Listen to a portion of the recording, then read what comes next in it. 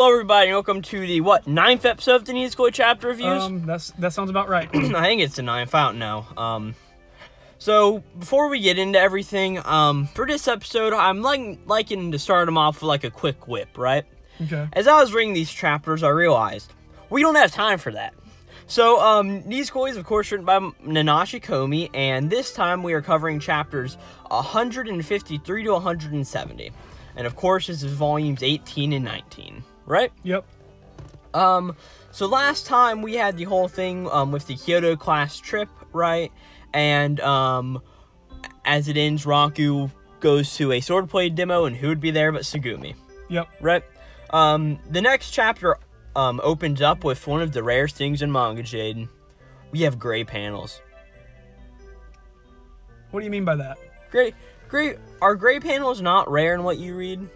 Because, like, manga terminology, like, white panels is current timeline, black panels is a flashback, right? Okay. The gray panels is a flashback within a flashback. Oh, okay. Yeah, I've never had to deal with that, really. Really? Well, it looks like you're a bad manga fan.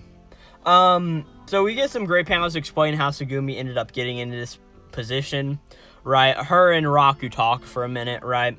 And, it ends up that, Raku ends up being brought into the swordplay as, like, a master swordsman, right? And as a woman, right? Bit of a joke there, right? And there's some jokes between the two of them, right? And we end off the chapter with that Chitoge is lost. And, as he sees Raku and is going up to him, Marika appears and does her whole thing with Raku, right? 154, we have, my favorite color page in the series. Right, just that you Tsugumi only on were it. able to see because I sent it to you. Because I read fan translations that keeps the color. Yeah, I just like the artwork on it. Yeah, The it color's is nice. fine, but I just really like the artwork. Pretty much Chitoge hides from Marika and Raku, right? And there's a whole thing where Chitoge follows around Marika and Raku as they do some stuff, and Chitoge's like, how does Raku act around Marika, right? Whole thing there, and it pretty much happens at the end where Tachibana realizes that all this is going on, and while Chitoge's standing there, Raku asked the question of, hey, what do you, or not Raku, Marika asked the question of, hey, what do you think about this, right? Yep. And Raku's pretty much, well, I really enjoy your company, right? And just stuff like that happens, and Marika's just like, damn it, I should have just let sleeping dogs lie. Yep. Right, and as we end off the chapter, we see Marika being very ominous, texting some people and saying, "Come to me, dark knights." Okay. Right, 155. Raku's group is pretty much paid off by Marika to make Raku go to a shrine. Right, this is the famous love shrine that they were talking about earlier. Right, and there's pretty much a whole thing of where these arrows will make you love somebody forever, right, if you shoot them with these arrows. And the whole thing, of course, is there just Marika wanted Raku to be alone there so they could do stuff. Yep. Right, and that's really the entire joke that's played here, right? And eventually, Shu gets this information, right, and all of the girls just go running there, right? Yep. And that's really the whole thing of that, right? Then we have, like, all of the girls are there, and they're just trying to hit everybody with arrows, right? Onodere's hiding in the bushes because he doesn't want to see anybody, right? And Onodere almost gets Raku with an arrow, but people come up, and it's a whole thing. Eventually, Chitoge's bowstring breaks, and she just chucks the arrow with her arm, right? And it overpowers all of the other arrows, so, it hits Raku, right?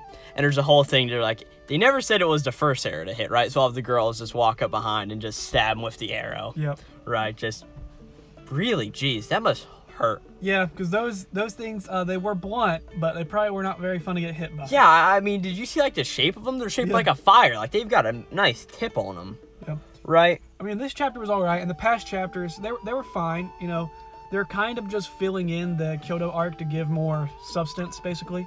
Yeah, and I think this is what the Kyoto arc was really going towards. I mean, we had a few moments, but this is, like, what it was building up to, right?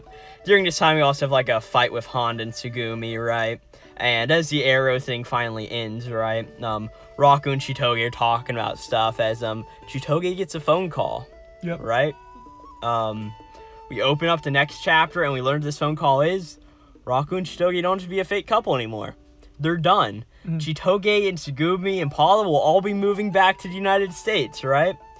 And there's a massive thing here between these next chapters that, where Raku is sort of realizing things in a way with the help of Shu, right?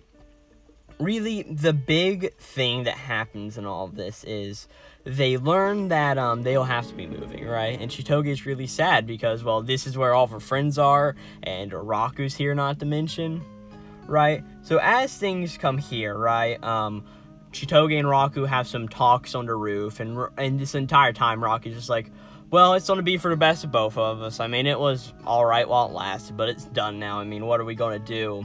Right, and there's just the entire thing of Raku later talking with Shu, and Shu sort of letting him know, like, out of the two of the girls right now, which one do you like more? Chitoge or Onodera? And it poses the big question to and this makes Raku think, like, well, I like Onodera. Like, there's no choice about it. I like her more, right? During this time, we also see stuff about how Paula is moving, right?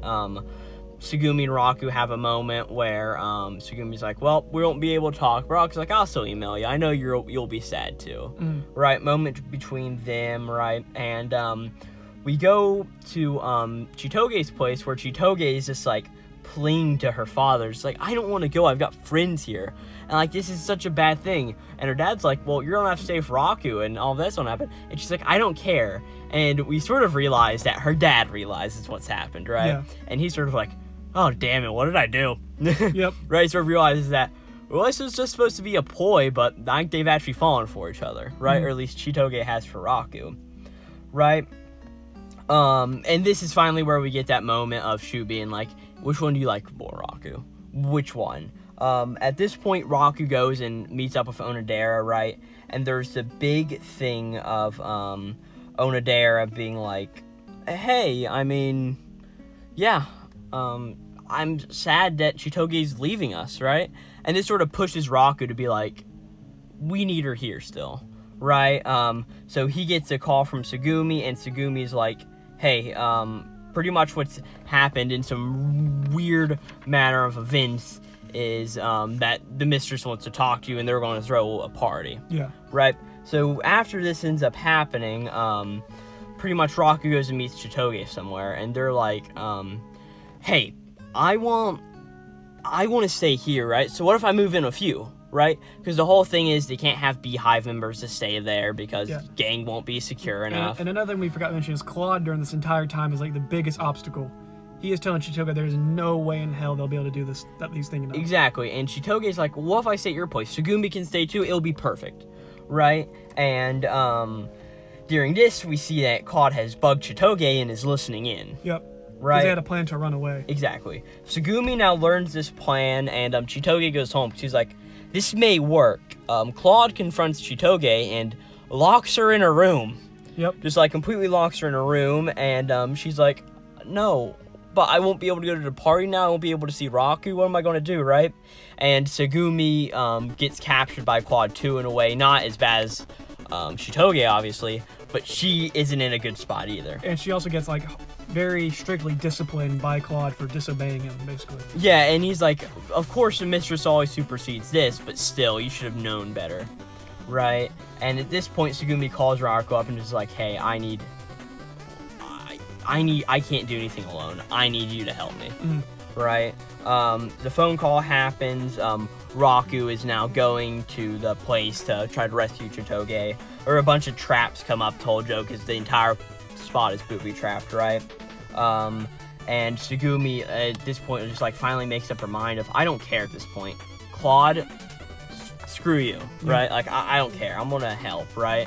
As Raku gets to the door, and he's there talking with Chitoge, right? And Chitoge's like, why'd you come here, right? Claude comes up, and Claude's just like, damn it, why are you here, you like morsel of a human, right? And he's just rocking on him as Raku just like, God damn it, what are you doing? Yep. Why are you doing this, right? As Claude starts to seem like he's about to attack, right? Yeah. And that's where this volume ends. I think it's going to be better if we talk about all this when the actual part of it ends in the next volume. Yep. Right? So I'm just going to skip there. So next up is chapter 162. I didn't even call it chapter titles there. See, this is what happens when chapters flow into each other and aren't completely episodic. Yep. Right? Pretty much a bunch of this stuff happens, and as Raku and Claude are getting ready to fight each other, what ends up happening is that, Chitoge's dad walks up and is like, the move's canceled. It's fine. Yeah. Right? Pretty much what ends up happening is that a bunch of the Beehive members heard Chitoge crying. They're like, dude, yeah, we want to go back to US, but if the mistress is crying, we don't want to do that crap, right? We want to be there for her, right? And, pretty much what ends up happening is Raku and Chitoge go to the party. Tsugumi's there too. And Chitoge's like, I'm so happy. I don't have to leave anymore, right?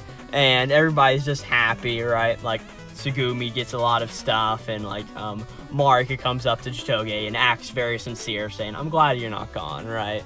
And of course a joking manner, but then Chitoge asked Raku why he would go through all that for her, and Raku's like, well, I've been thinking about it, and you truly are one of my best friends. Yep. Right? Pulled the best friend card. Yep, and that's really it. At the end of the chapter, though, we do get another thing where Chitoge's dad is like, well, the house is a mess. You can go live with Raku for a day.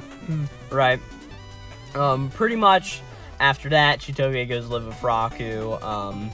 Chitoge's really bad doing house stuff, right? And pretty much the whole thing is there's a joke at the end where they're staying. Of course, Yui's over there, and Yui comes to lie in the same room that Chitoge and Raku are in. Yep.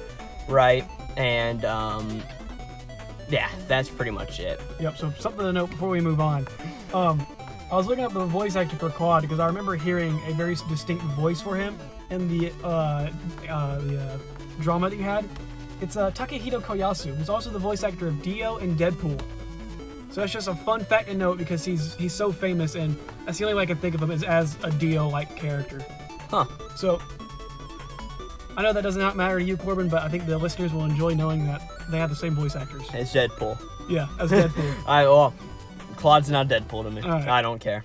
And pretty much at the end of chapter 163, Onodera and Haru are talking at their house, and I guess Haru lent Onodera a CD or some way around, and Onodera finds a picture book, some pages of a picture book in Haru's closet, right? But before we get into everything else, since all these chapters are intrinsically linked to one another, like, it just keeps on flowing, right? Yeah. What did you think of this entire, like, we get the entire Arrow and Kyoto thing, and then we get the moving arc, I guess you could say. It's too short. Really? Too short. I think whenever you're going to introduce a conflict like that, you got to give some stakes to it, you know? And now, granted, I sat down and read these because the series is already finished. So, I sat down and I read it. I started the arc and I finished the arc in basically one sitting. But it has good development and whatnot. And, it actually, puts the characters into motion and puts them proactively, which is something that I feel like the series, has not done a lot of. I feel like the setting really pushes the characters to actually do something about this stalemate that they've been in for a year and a half, basically. Yeah. But I feel like it should have dragged on a little bit longer, maybe 1 or 2 more chapters.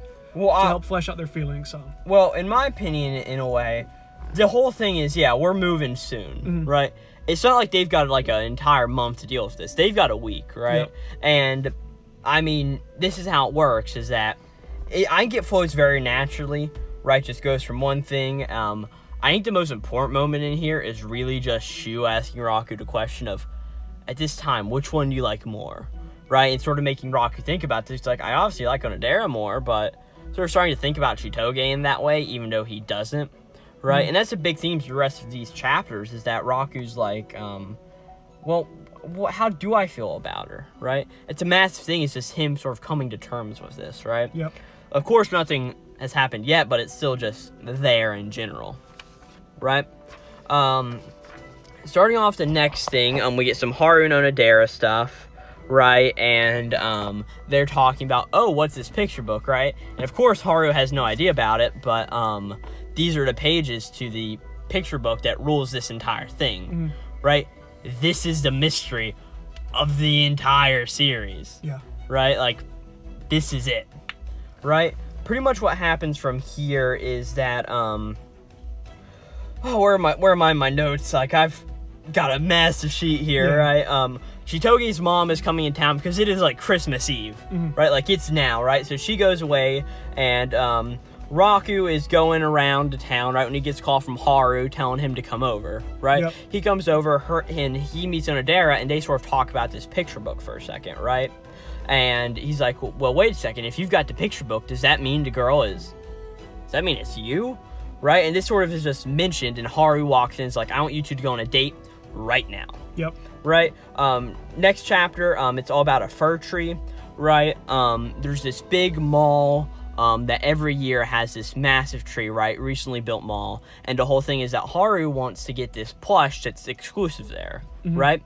The thing is that, Jaden, guess what? What is the big mystery here? How many people have to be together to get this plush? You had to go in pairs of 2. Exactly. Now, and you know what? You've got to be dating. Now let's be and real. Who are these 2 people? Well, let's be real. Haru did not send them to get that plush. Oh, no, not at all. She sent them to be together for a day. Exactly, and that's the entire thing, right? And as Raku and Onodera get there, Onodera's wearing a cute costume, and Raku makes note of it, right? And we get note that it's like 12 o'clock their time right now, right?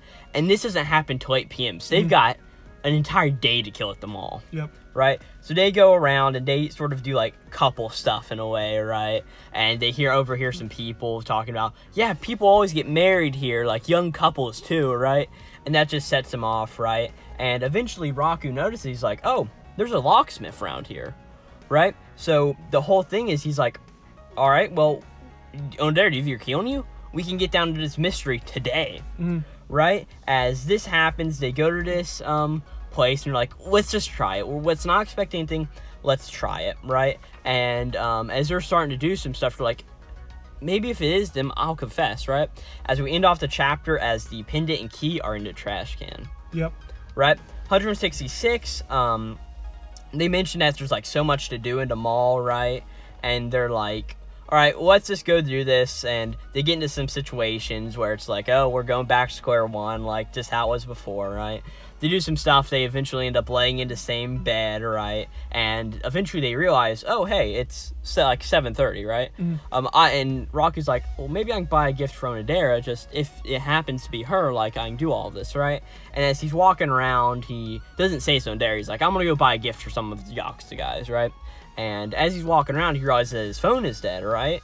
As he goes near the shop, the pendant shop, and he gets told that the lock is gone, right? But it apparently got thrown into trash. But there's hope. The trash meets always the other end of the mall, right? And Raku's like, well, if that's at 8 o'clock, I've got like a few minutes to get over there. But at the same time, the tree lighting is, right? And the whole thing is, Raku's like, well, but what's Onodera doing? And what do I need to do? And it's just, and there's this whole conflict of him like, do I want to be there with her doing this? Or do I want to go and get this pendant back? That means a bunch to all of us, right? And after all of this, Raku decides to go to the tree, right? And Raku's at the tree, and it's about 8 o'clock, and he's like, well, Onodera isn't here. I guess the key meant more to her. I'll go get it myself. And he starts turning around.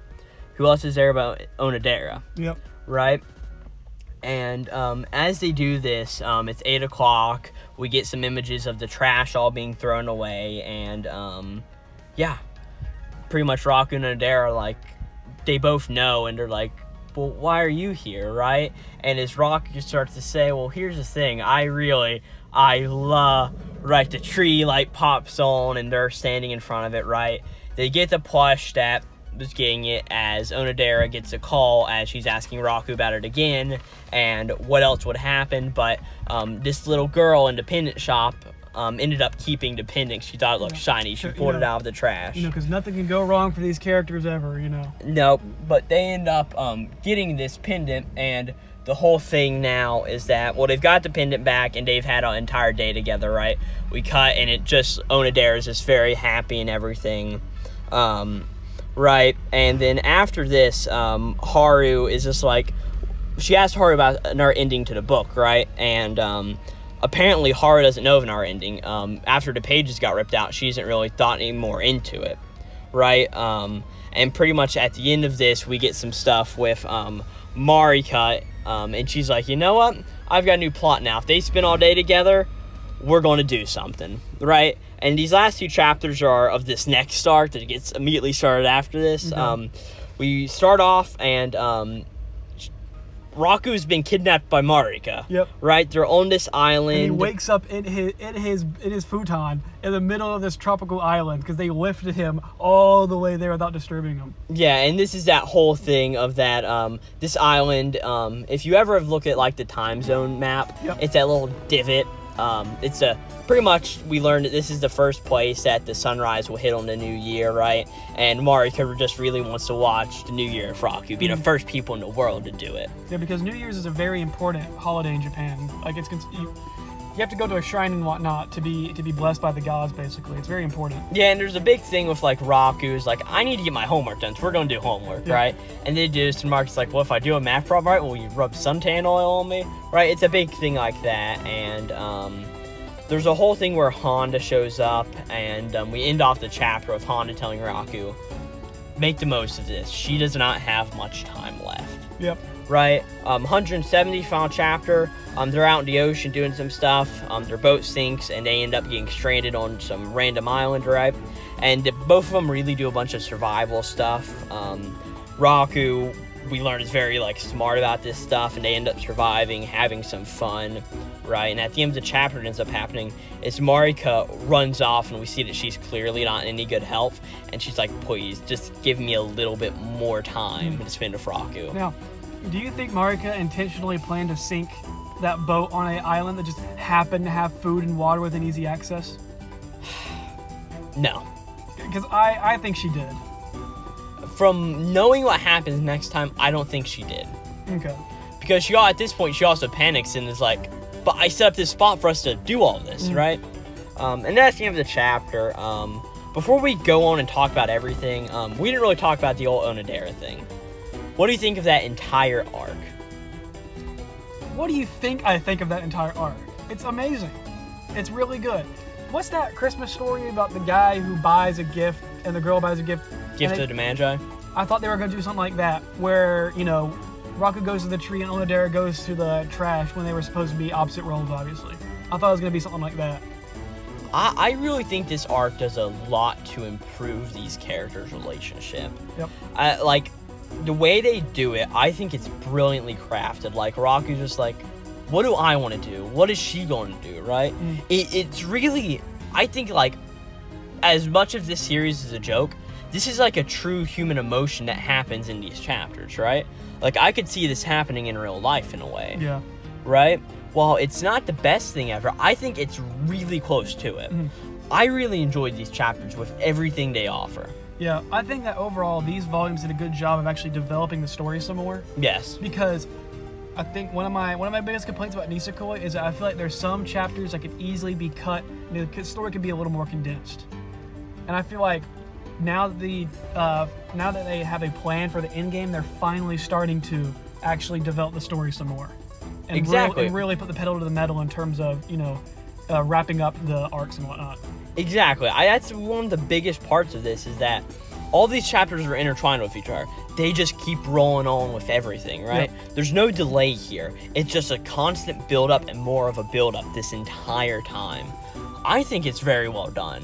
And, of course, like I was saying last time, like that chapter of Onodera and Raku in the truck, that is the beginning of the end of this series, in my opinion. Because, of course, as you see here now, it just keeps on rolling. Yep. And, like, whenever I look back on Nisekoi, one of the arcs I often think about is this one here of the tree. I think this is just a brilliantly crafted arc the entire way through. I don't think there's a problem whatsoever. Yeah. So overall, I'd give these volumes a solid 8 out of 10. Really? Which is what they've been floating around. I was expecting you to give these a 9. I was really expecting you to... Maybe an 8.5. They're pretty good. I mean, overall, they're pretty good. I just feel like this development feels a little late. I feel like these chapters should maybe have occurred maybe a volume or two earlier. But I think you can't introduce this without ending the series promptly. Yeah. Right? Because if we have this thing, it will really mess up how everything works. You know what I'm saying? I think these are chapters that can only truly be done in the end of the series. right? Yeah, but overall, these chapters were good. Not many complaints, just they were pretty good. Nothing too standout though. The Onodera arc was obviously good, and then the chapters before that with the whole moving arc, I feel like that could have been elongated a little bit. But I think it was a perfect size it needed to be. Whenever the true conflict was coming, it got resolved very easily, which I think is the only way it could have gone. I mean, there's not going to be a massive fight between two characters to figure on these things out, or at least not yet. We still got a few volumes before that happens. All right. So I think this is very good. So, like, what are your rankings and all of your other general notes? I mean, that's about all I had. I mean, like I said, I gave it a solid 8.5. These volumes were good.